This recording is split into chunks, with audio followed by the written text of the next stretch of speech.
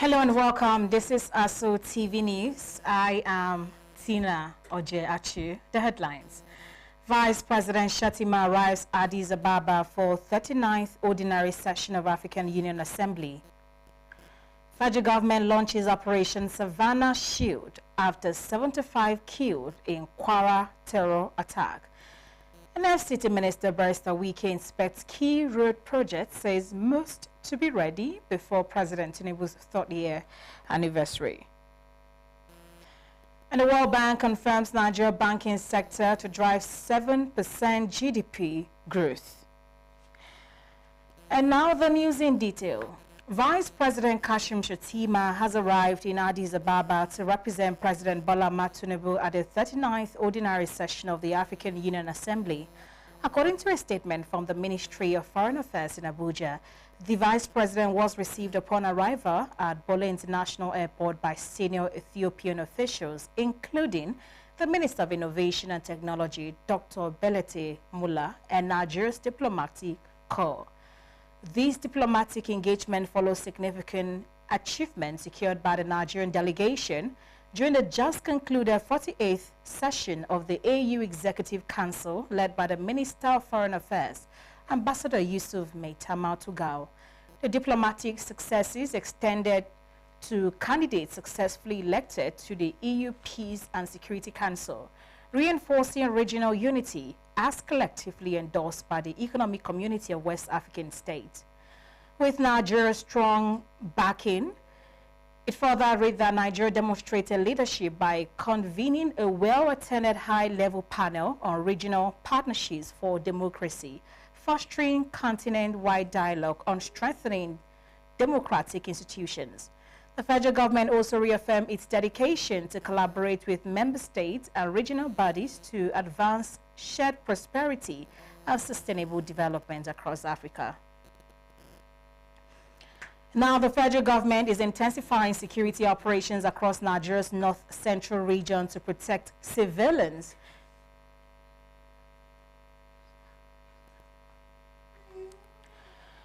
The federal government is intensifying security operations across Nigeria's north-central region to protect civilians in vulnerable communities following cowardly terrorist attack that claimed the lives of about 75 innocent villagers in Kwara State. The renewed offensive, codenamed Operation Savannah Shield, entails the deployment of military, police, and National Forest Guard units to reinforce security assets in the territory. These forces are supported by enhanced intelligence capabilities and rapid response protocols operating under the expanded security mandate. President Tinubu condemned the Kwara attacks as beastly, heartless, and emblematic of a doomed campaign by terrorists who deliberately target soft subjects. A statement from the Minister of Information and National Orientation, Muhammad Idris, said that the President has directed the full weight of the state be brought against all actors threatening the peace. The Senate Committee on Finance has declined consideration of the 2026 budget proposal of the Accountant General of the Federation following revelations that no funds have been released to ministries, departments, and agencies under the 2025 budget. Lawmakers expressed outrage during the budget defense session, describing the development as unacceptable and responsible for crippling government operation nationwide. Chairman of the committee, Senator Sani Musa, said complaints from MDAs had been uniform, with several agencies lamenting no release of funds despite budgetary approvals. The committee subsequently stepped down consideration of the Treasury's 2026 proposal and moved into a closed-door session to probe the persistent non-disbursement. Appearing before the panel, the Accountant General Ogunjimi Babatunde attributed the situation to inherited fiscal challenges and revenue shortfalls. He explained that while his office is responsible for disbursement, releases are subject to directives and availability of funds. He cited poor tax remittances by some MDAs, award of contracts without securing funding, and inadequate revenue inflows. Senator Adam Oshomole, Danjuma Agoji, and Patrick Ndubueze demanded explanations over revenue remittances, abandoned road projects, unpaid contractors from the 2024 and 2025 fiscal years, and internal protest within the ministry. Lawmakers withheld approval of the agency's proposal pending further review, instructing the MDAs to return to the committee on Monday, 16th of February.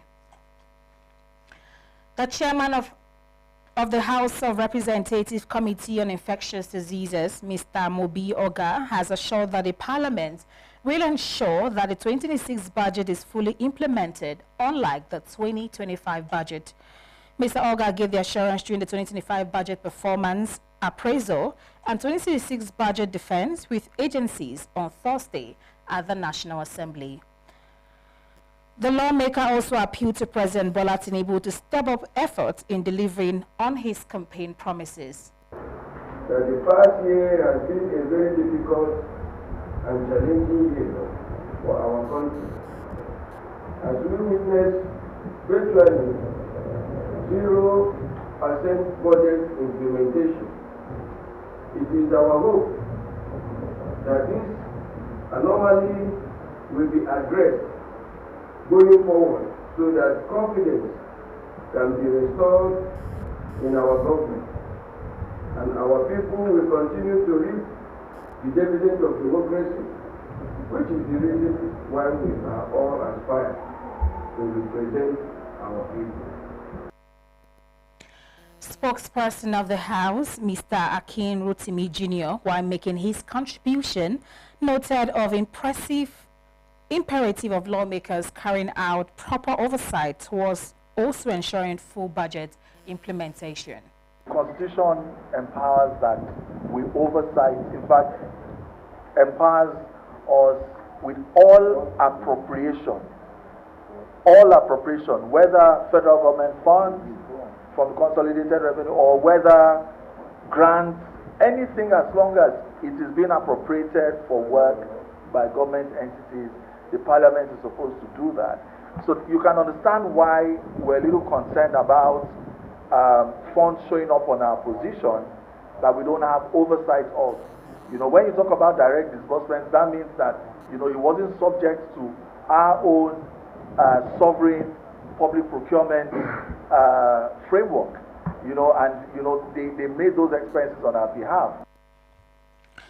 The session was attended by the Director General, National Agency for the Control of AIDS, NACA, Director General, National Arbovirus and Vector Research Center, as well as Principal, National Tuberculosis and Leprosy Training Center.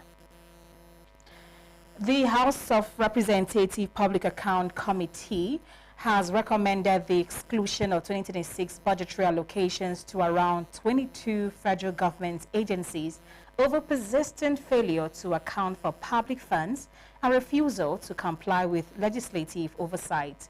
Chairman of the committee, Mr. Bamidele Salam, made the recommendation during its Thursday's public hearing following repeated invitations and directives to the affected agencies to respond to audit queries contained in the Auditor General for the Federation's annual report for 2020, 2021, and 2022. Topping the list of the recommended agencies, according to the committee's chairman, are Nigeria Meteorological Agency, Federal Housing Authority, Standard Organization of Nigeria, National Insurance Commission, and National Business and Technical Examinations Board.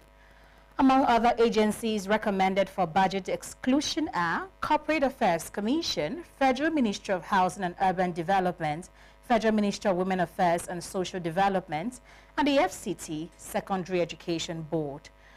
All the recommended agencies, according to the committee, failed to submit critical financial records and declined to appear to address audit observations relating to non-compliance with financial regulations, violations of due process, and serious weaknesses in internal control systems. The committee upheld that the proposed suspension of budgetary allocations is consistent with relevant provisions of the Financial Regulations 2009 and the constitutional oversight powers of the National Assembly. In a related development, House Committee on Science and Engineering steps down consideration of the 2026 budget proposal of the National Center for Technology Management. The committee also, during its 2026 budget defense session on Thursday at the National Assembly, resolved to expunge the agency's budget from the National Appropriation Bill and recommend the removal of its Director General, Dr. Olushola Odunshoya, for failing to appear before the panel to defend the proposal and for not submitting required documents for legislative scrutiny. Chairman of the committee, Mr. Inowa Garuba, stressed that the committee would not tolerate any act perceived as disrespect to the Constitution, the legislature, or democratic governance under any guise, stressing that the committee's action would serve as a deterrent to other government appointees who might contemplate similar conduct. The committee, in a similar vein, expressed dissatisfaction with the 2025 budget performance and the 2026 budget proposal of the National Council of Food Science and Technology.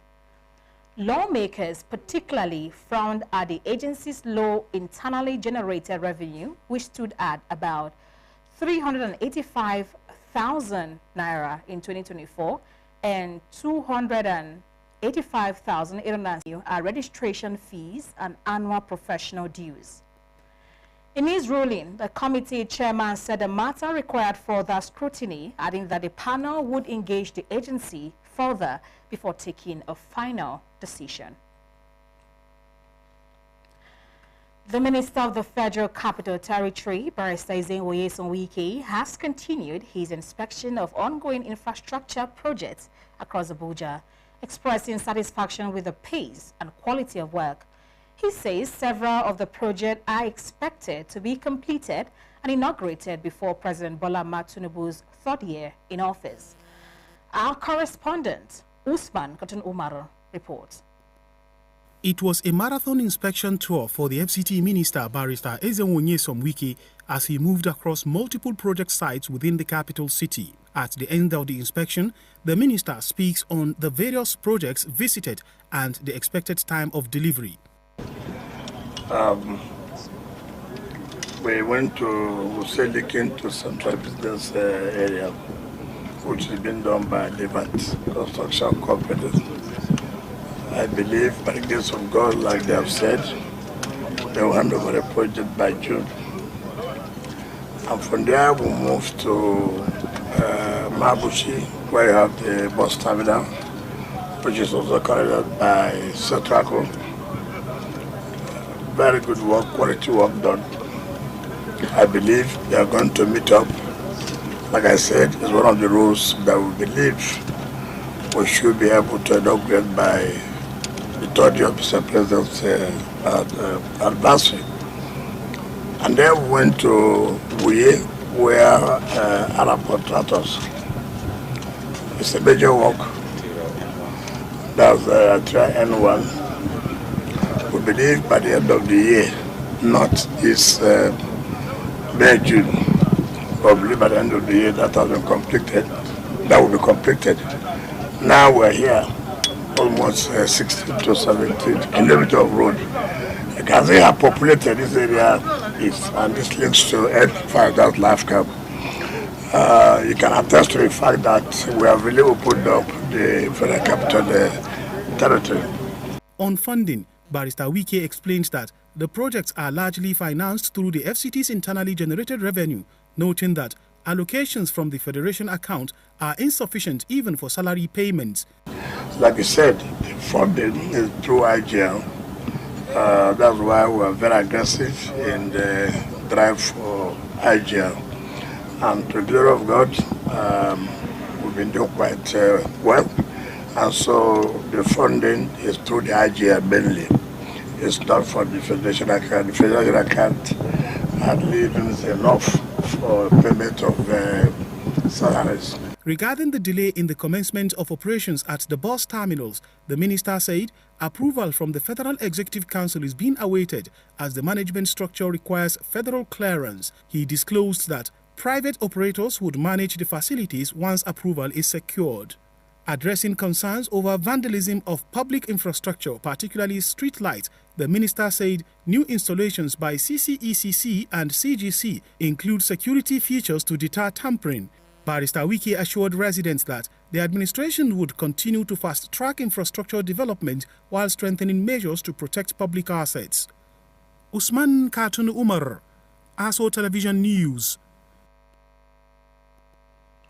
You are watching ASO Television News. You can watch us live on DSTV channel 392, also on StarTimes TV channel 127 and Free TV channel 507.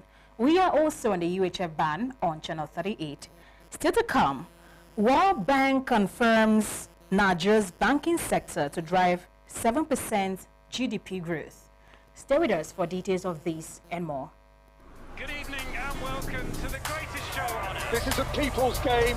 They will be bubbling about this one for weeks and months to come. Let's go! Lights, camera, action. Put your mind to it, look the life that you remember.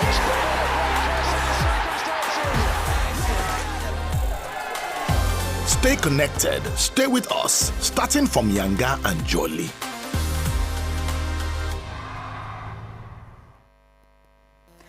Many thanks for joining us again. And now the Minister of Works, Engineer David Nwezu Umahi, has clarified that the Federal Ministry of Works did not award the Abuja-Kaduna Road contract to Meccano International Limited. The minister made this clarification while briefing journalists in Abuja. Engineer David Umahi stated that the contract was awarded to Influence in line with due procurement processes and transparency standards. Point is this: should I have been, they allow the ministry to succumb to blackmail and give out the job at 1.5? Is it about who is doing it? It's about our people. It's about mixing concrete with cement, chippings with cement and sand and road, and put our dictates as the case may be. Who are the people doing all these jobs in all these expatriate companies? It's our people. And that's why the president is patronizing indigenous contractors very well, alongside with the expatriate company. We can do it, yes we can. We went to the same school, we read the same books. Nobody should be inferior to the other. And I will not accept that. The Works Minister, while drawing public attention to the increasing rate of vandalization of critical road infrastructure across the country, noted that the ministry has a responsibility to provide accurate information to the public and to protect national infrastructure from destruction. Is to draw the attention of the public to massive vandalization of our critical infrastructure all over the country. And this becomes necessary because whether it is fault finding or being sympathetic with us, whichever, we have a duty to make clarification. The coastal road flooding that is being circulated, the people are being half with the truth. Within that location that this is being circulated, you can see massive refuse. I was in Lagos 2 weeks ago to address that, and it's a daily fight. And I thank the governor and the people, government of Lagos State for the assistance, and the Commissioner of Police. They have massively deployed, within the coastal route to check vandalization. As we speak now, and I want the public to go and see it, the fence we have done to protect the coastal route is being destroyed by people. The Works Minister said that parking of heavy trucks on bridges creates structural stress, as bridges are not designed for static heavy loads. He disclosed that some offenders have already been arrested and now being prosecuted. Speaking further, the minister also addressed the status of NNPCL funded road projects. We have a lot NNPC funded projects that we inherited. Essentially, these projects, were awarded by the previous administration between April and May 2023, which means that everything about the execution, is being done by, the present administration. And they were awarded at the time that there was no removal of fuel subsidy and there was no, floating of the naira. So you can imagine, for a project that was supposed to be funded by an NPC about 4, trillion, how much it will be now. And that NNPC projects were curated by the past administration through Executive Order 007, and it's still subsisting. The only thing that has happened now is that NNPC will no longer pay contractors. Engineer David Umahi reaffirmed the ministry's commitment to transparency, efficiency, and accountability in the execution of these projects. Another chairman of Abaji Area Council, Alhaji Abubakar Umar Abdullahi, received a rousing welcome and official endorsement from the Nigeria Union of Road Transport Workers, Abaji branch, during a meeting led by the branch chairman, Alhaji Comrade Adamu Danjuma. In his remarks, Comrade Ozuye praised the executive chairman's leadership, acumen, goodwill, and long-standing support for the union, even before he assumed office. He recalled that during his chairmanship aspiration, Abdullahi purchased a brand new wagon for the union and supported 3 other branches in acquiring vehicles, assets that have since become major sources of revenue for the union. The NURTW chairman noted that since assuming office, the council buzz has sustained a people-oriented administration that has positively impacted union members, particularly through political inclusion, pensionable appointments, and other developmental initiatives. And now, Dr. Eke Aloysius Izuchukwu, a medical practitioner and All Progressive Grand Alliance chairmanship candidate for Bari Area Council, has unveiled a policy platform centered on digital education, healthcare revitalization, and transport infrastructure if given the mandate. Dr. Izuchukwu, who is contesting against several contenders, promised to run an all-inclusive and purposeful-driven administration. He said Bari Area Council is a strategic administrative zone and would be harnessed for meaningful development. Dr. Izuchukwu lamented the current crisis the council is facing and promised to turn things around. The APGA candidate blamed the previous administration for contributing to the failures rate in education due to the deficit of information and communication technology centers and inadequate training for computer-based training, which his administration will address if elected.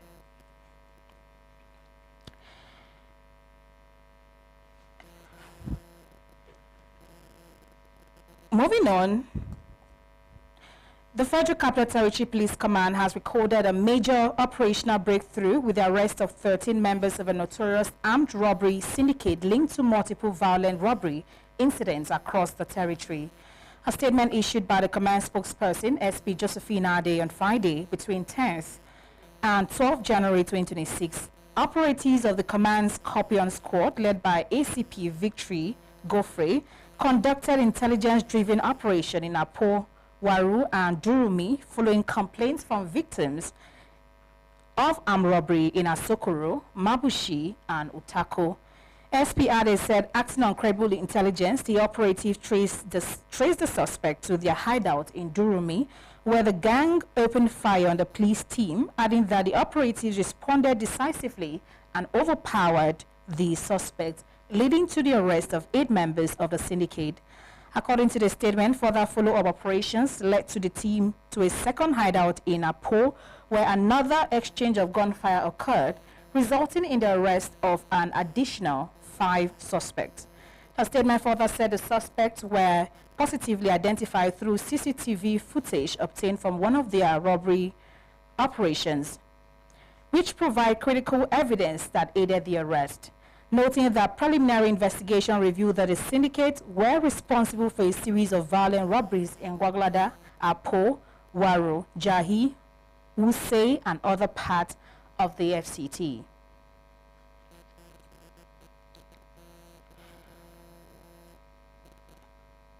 And now the city of Abuja has been selected to host the biggest flag in Africa. The proposed flag hosting event was disclosed to the media when a delegation from the Rotary International, led by Rotarian Caroline Achang, paid a collaborative visit to the management of Abuja Broadcasting Corporation on its Katampe Hills premises. Daniel Obi reports. According to Rotarian Caroline Mora, the proposed event is essentially a symbolic gesture to mark World Polio Day, celebrating Nigeria's polio-free status, again widely attributed to Rotary International's efforts in combating the disease. The idea behind this gesture is to bring awareness to the End Polio campaign. Polio is the biggest project that Rotary International has, and polio is a disease that has existed throughout the world and is now only found in 2 countries, Afghanistan and India. However, even though this may seem like countries that are far away, polio anywhere is polio everywhere. We need to be sure that this is a disease that is eradicated throughout the world. Rotarian Tumishe Adekpoju, also a member of the Rotary Club delegation, gave specifics with regards to the proposed event. The mass is very strategic. The location, this is more like the center of Abuja. Abuja is the capital of Nigeria. So that's why we have chosen the mast to actually host the flag. So we're looking at, because the largest so far that was flown was about 30,000 square meters. So we're looking at 4,000 square meters. That's what we're estimating. The acting managing director of Abuja Broadcasting Corporation, Mr. Akin Ajibola, expressed happiness for the collaboration, highlighting the significance of hosting the event at ASO Radio and Television premises. He emphasized ABC's willingness to engage in future mutually beneficial partnerships, aligning with the FCT Minister's vision on public healthcare sensitization, a collaboration which aims to raise awareness about polio, demonstrates ABC's commitment to its corporate social responsibilities. The hosting of the flag by Rotary it will not be a new thing to ASO Television Services. Already we have been actively participating in the eradication of polio campaign across the 6 political zones in the country. You know, recently the FCT Minister of State just launched the 2nd round of polio campaign eradication in all the 6 area councils. We were part of it. ASO Radio was their key partner. It was trying to encourage the people in the community to see the need for them to take the advantage of the campaign so as to ensure the reduction in the spread of polio. The proposed flag hosting event is expected to draw attention to the importance of continued vigilance against polio and other health challenges. Daniel Obi, ASO Television News.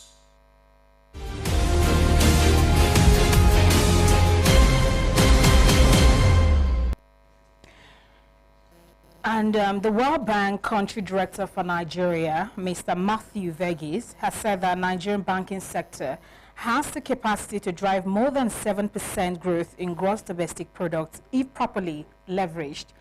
Mr. Verghese spoke on Thursday at the Augustus and Co. 2026 Economic Roundtable held in Lagos in honor of the firm's late founder, Mr. Olabode Augustus. He spoke on the theme, Nigeria's banking recapitalization is almost over.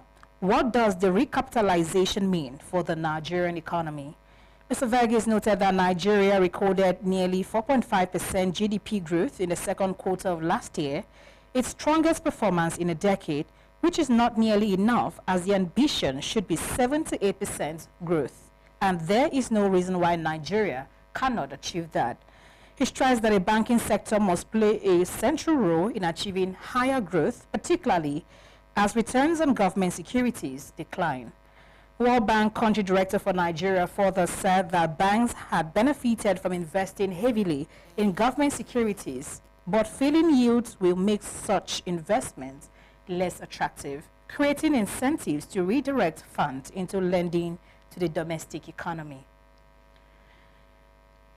The Registrar General of the Corporate Affairs Commission, Barrister Hussaini Ishaq Magaji, in collaboration with anti-corruption agencies, have emphasized the need to harmonize a national register of beneficial ownership across the country towards transparency, while cautioning banks and other financial institutions for non-compliance. The CAC Registrar General at the Anti-Corruption Day in Abuja, to marking its 35th anniversary, affirmed that the Commission remains the custodian of corporate identity records, highlighting collaboration with relevant anti-corruption agencies to deepening the fight against corruption. Our business correspondent, Ile Meje, tells us more. Registrar General of the Corporate Affairs Commission, Barrister Hussaini Ishaq Magaji, at the Anti-Corruption Day to commemorate the CAC's 35th anniversary, cautions financial institutions against non-compliance with its reforms on benefit. We affirm today that CAC remains committed to a prompt, responsive and proactive support system for all anti-corruption agencies.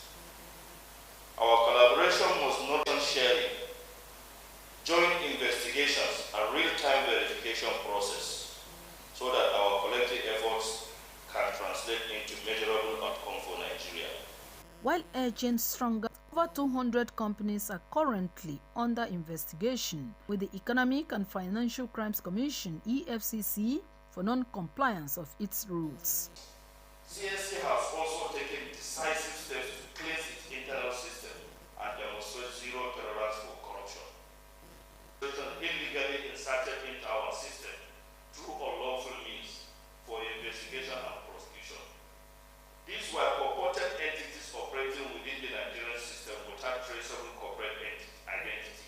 In his public enlightenment and education, Mr. Demola Bakari underscored that the reforms of the CAC are crucial to strengthening investor confidence and accountability.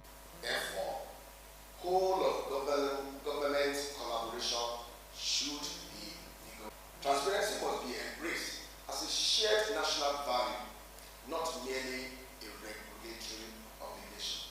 The ICPC chief commended the CAC, describing the commission as indispensable to Nigeria's anti-corruption and development agenda. Ile Emeje, ASO Television News. The National Sugar Development Council and the Nigerian Export-Import Bank have struck a strategic partnership to pursue long-term development-oriented financing for the large-scale transformation of the nation's sugar industry. The NSDC delegation, led by the Executive Secretary and Chief Executive Officer of the NSDC, Mr. Kamar Bakrin, who led a delegation to the NEXIM executive in Abuja, disclosed the council proposed a crucial partnership with the bank that will use its engineering, procurement, construction, plus financing model to finance the council's viable sugar projects. During the engagement, the NSDC chief outlined the significant market opportunities within Nigeria and the wider African sugar sector, noting that the Nigerian sugar market is valued at approximately $2 billion, while the broader African sugar market is estimated at about $7 billion.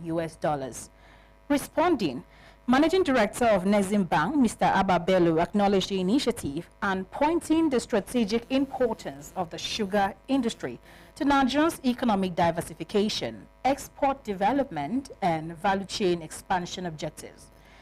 He expressed Nexim's bank interest in exploring structured partnerships that would unlock long-term financing, strengthen local value chains, and enhance Nigeria's competitiveness within regional and international market.